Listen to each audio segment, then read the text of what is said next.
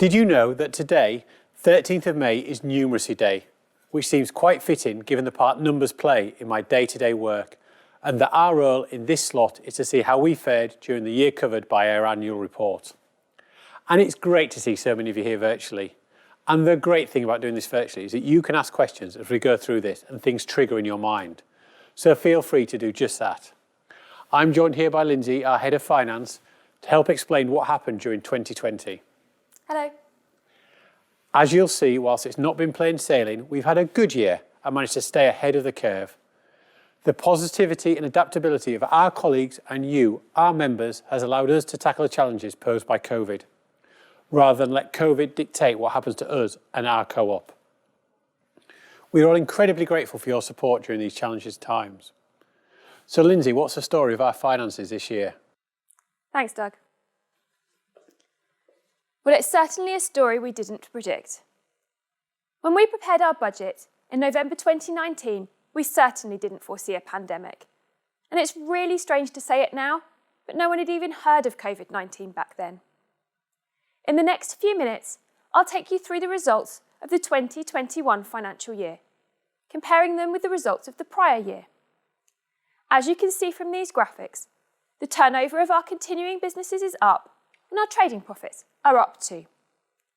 But these simple-looking graphs don't convey the ups and downs that the society and its people have experienced this year.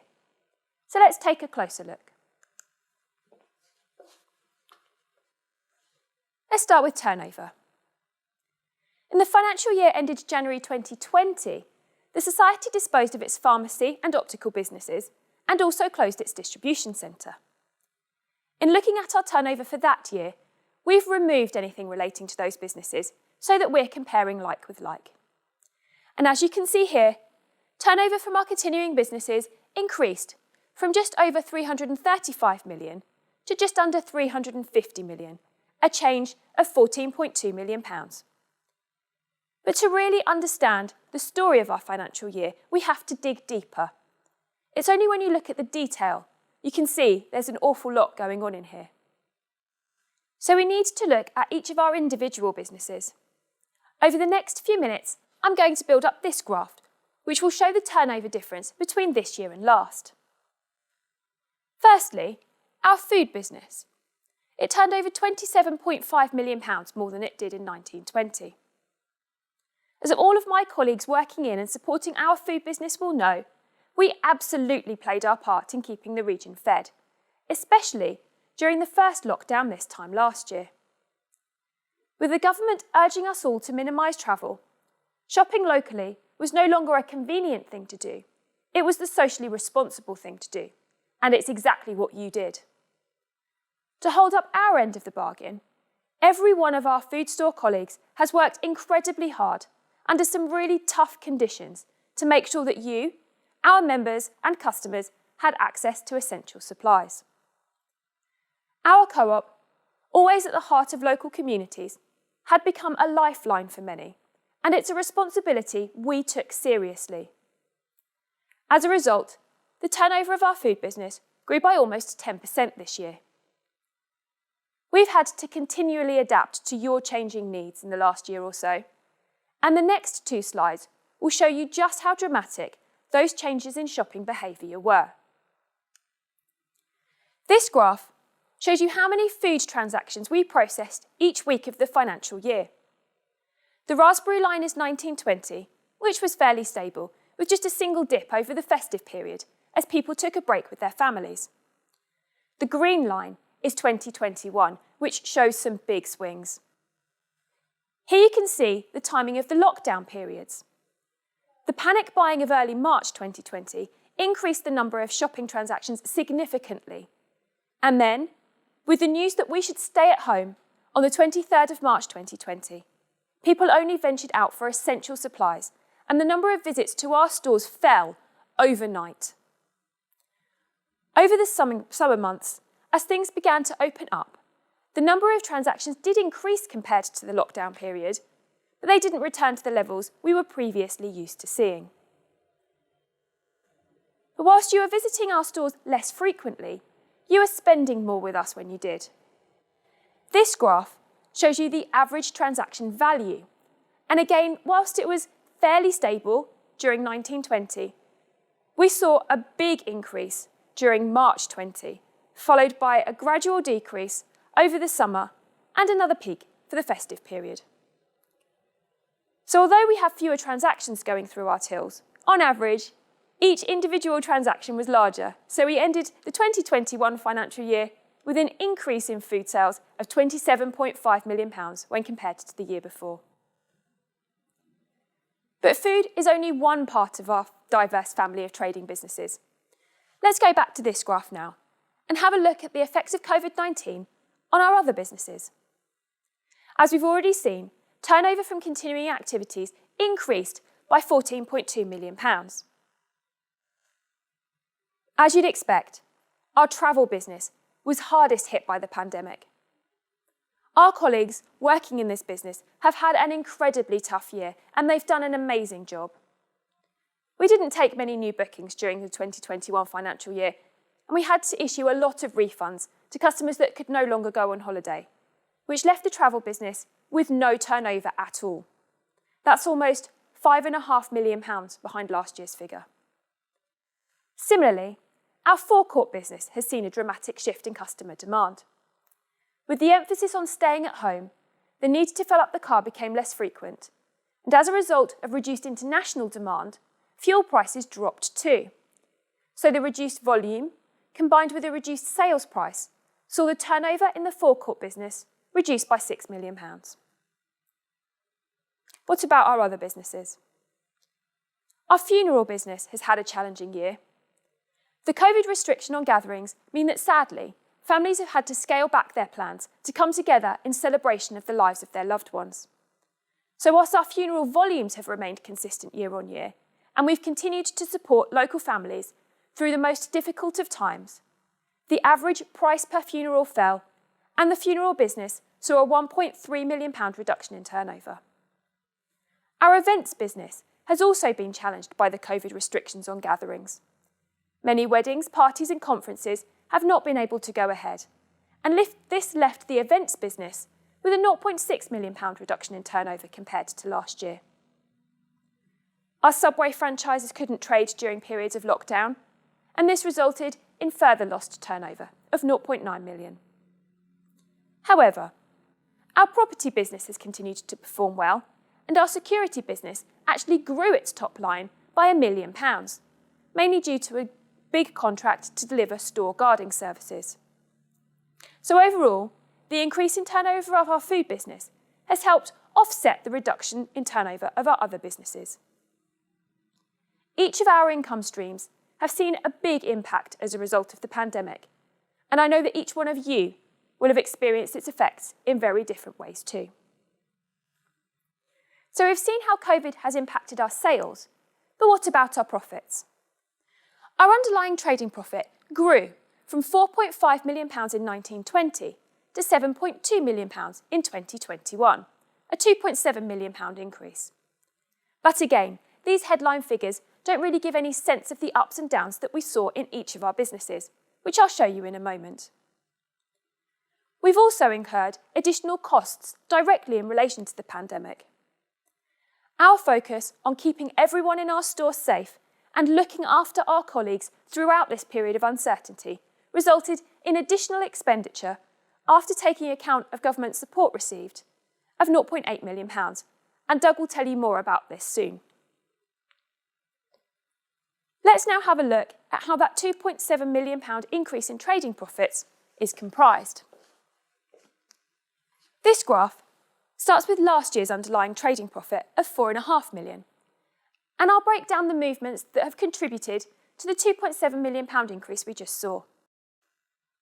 As you'd expect, due to its increased turnover, the food business delivered more profit this year than last. That, combined with the consistency and the profitability of our investment property portfolio, mean that we've been able to continue to support our other businesses that have suffered as a result of the restrictions that COVID has placed on our lives. We've already talked about funeral and travel, whose turnover and therefore profits have reduced this year. And here we can see those reductions offsetting the increase in our food business. We've also mentioned this COVID-specific expenditure, which we'll come back to shortly. Finally, we have this other category. Now, there's quite a lot going on in this one, but the largest components are an improvement in the results of our security business and some savings from pausing non-essential central activities during the worst of the crisis. So as you can see, the pandemic has had a polarising effect on our family of businesses, but its diversity has been a real strength over the last financial year. We know that all of our colleagues have worked tirelessly to deliver high operational standards in a challenging and volatile environment. They've adapted to the constantly changing situation brilliantly. And not only can we see that in the compliments and feedback that we've received from you, but we can also see it in our financial results. Now let's go back to the COVID expenditure that we incurred, and I'll hand over to Doug to explain more.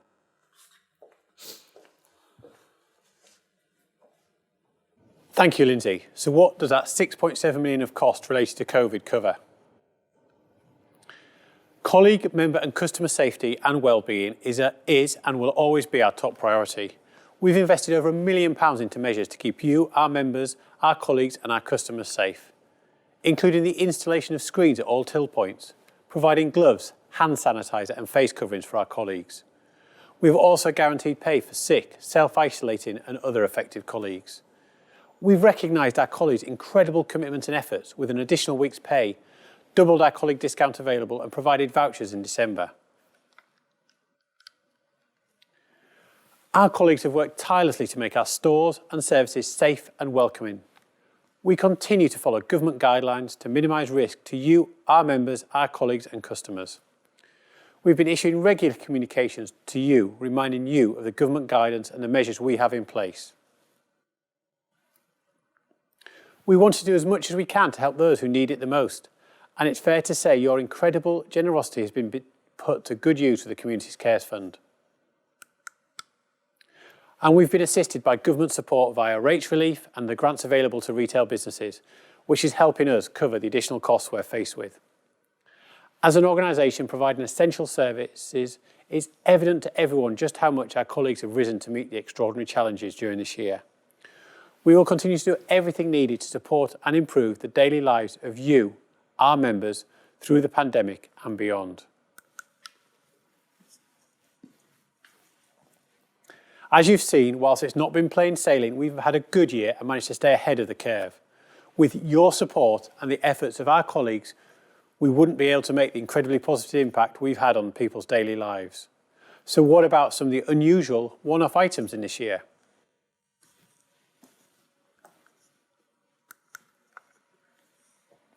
So we've increased our trading profits, yet our profit before distributions has fallen. It doesn't make sense, but let me explain. There are several items that have reduced our trading profits. With COVID accelerating the challenges faced by the high street, our investment property portfolio decreased in value by nearly £9 million. To recognise the challenges faced by our funeral business, we reduced the value of some of its assets by £1 million. £4 million of income was generated from our prepaid funeral plan investments, up £3 million from last year, and this has helped offset some of the additional charges. And last year we also benefited from a profit of £1.6 million on the disposal of our pharmacy, optical and distributions operations. Members' funds fell by £15 million over the year, but that is nothing to be concerned about. Let me reassure you, we are in a strong position to tackle the challenges we face. The reduction in the value of our investment property portfolio, along with an increased pension deficit, has reduced our net assets by over £18 million. Our pension deficit increased to £47.5 million, an increase of over £9 million. And this reflects a decrease in corporate bond yields on which the discount rates for the scheme liabilities is based. Since our year end, rising bond and gilt yields have improved the funding position of many schemes, including ours, and our scheme actuary estimates that it might have improved our funding by over £10 million. Now, apologies for such a technical explanation. Pension schemes can be really complicated. And it is worth remembering that pension actuaries are people who skipped primary school when the rest of us were learning short words. So why aren't I worried about the fall in members' funds? We've had members' funds of over £200 million for the last 4 years. But this change this year, this £15 million fall, is nothing to be concerned about. The reduction in pension deficit and the reduction in the value of the investment properties aren't a cash loss, they're likely to be temporary falls. The market value of our trading profits will be substantially higher than the £85 million in our accounts. We hold over £66 million of prepaid funerals, which is more than 3 years of our funeral business's annual turnover. You've seen we're a profitable business with a strong and robust balance sheet.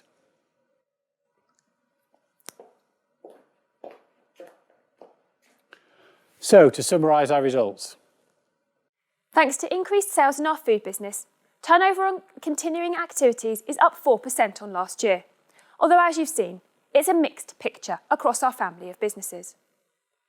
Thanks to your support and the hard work and adaptability of our colleagues, we've had a good year and weathered the storm, generating over £7 million in trading profits. We're in a strong position to tackle the challenges we face. We have a robust balance sheet and continue to generate good levels of cash. As you've seen, whilst it's not been plain sailing, we've had a good year and managed to stay ahead of the curve. We are all incredibly grateful for your support during these challenging times. Thanks for your help explaining the results, Lindsay. Thank you. Today might be Numeracy Day, but people come before money. None of the results we've achieved would have been possible without the hard work, dedication and commitment of our colleagues. They have been tested in ways we could have never imagined. As an organisation providing essential services, they have stepped up to meet extraordinary challenges and we'll continue to do everything needed to support them. Like many others, we've been learning to do things differently. It's been a tough 12 months, but what's kept me going is the unshakable dedication and commitment of our colleagues. They have been extraordinary. But what does the future hold? Our priority is to ensure the safety and well-being of our colleagues, members and customers. We continue to work hard to stay ahead of the curve and keep our business thriving. Things will never be the same again, and 2021 is likely to be much more challenging than 2020. We expect to see profits fall to the levels of 1920 in the coming year. But with assets in excess of £250 million, our asset base is strong and we have a robust balance sheet and the resources we need to tackle the challenges ahead. The positivity and adaptability of our colleagues and you, our members, has allowed us to tackle the challenges posed by COVID rather than let COVID dictate what happens to us and our co-op. We are all incredibly grateful for your support during these challenging times. Thank you.